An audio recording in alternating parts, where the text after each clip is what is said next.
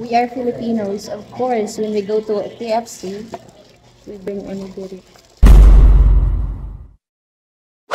Finger licking good? Yes, that's KFC. Kung hindi pa ako nakapunta ng Japan, hindi ko alam na Kentucky Fried Chicken pala yung meaning ng KFC. Kentucky ang tawag ng mga Japanese dito. Hindi sila gumagamit ng KFC.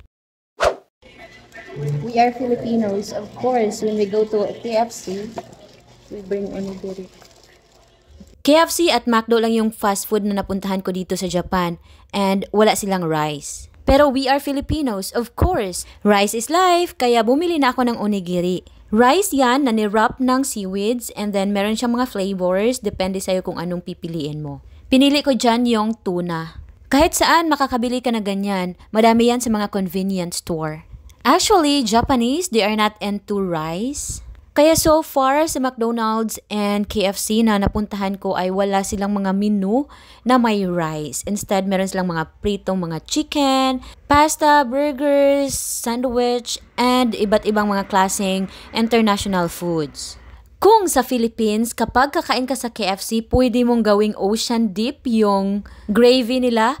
Well, ibahin mo dito sa Japan, walang gravy. Bagaman ang gravy ay most popular sa iba't ibang bahagi ng mundo, pero dito sa Japan, hindi siguro masyadong kilala o hindi siya sikat sa mga panlasa ng mga Hapon.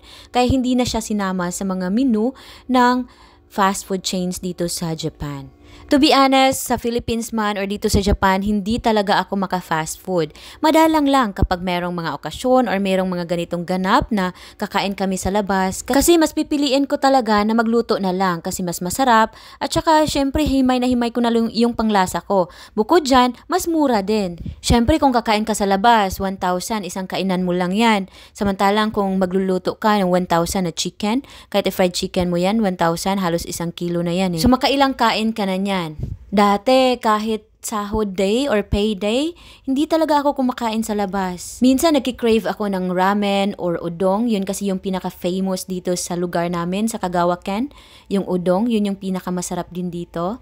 Nagkikrave ako minsan yan. Magluluto na lang ako ng noodles na maanghang, yung Japanese noodles.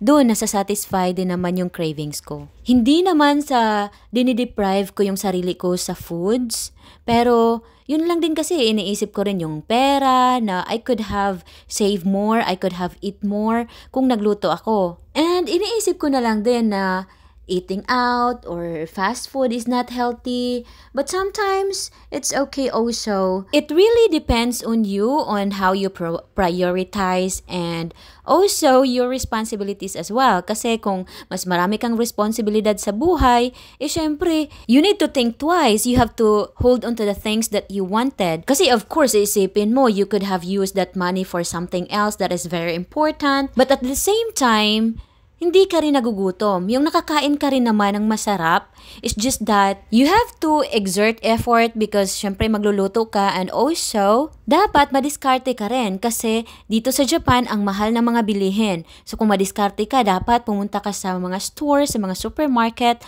yung mga time na naka-sale sila at madalas nagsisale sila tuwing 7 p.m. And that will lead to my next video. Kaya wag mong kalimutang mag-follow, like, and share. Ipapakita ko sa inyo na meron talagang mga half price, merong 20%, 30% off sa mga supermarket na mga food. Kaya hanggang dito na lang muna. See you sa next video. Bye!